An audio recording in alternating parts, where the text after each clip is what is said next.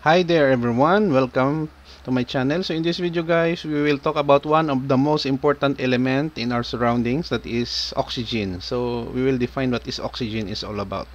Before we start, I would like to say thank you so much to all my viewers, silent viewers, and supporters in my channel. Thank you for watching my videos. If you are new with my channel and then you like this video, please hit the like button. Don't forget to share and please support my channel guys if you're new by clicking the subscribe button. So let's begin. What is oxygen? Oxygen is a chemical element with an atomic number of 8. It has 8 protons in its nucleus. Oxygen forms a module O2 of 2 atoms, which is a colorless gas at normal temperatures and pressures. For representations, chemists use for modular oxygen.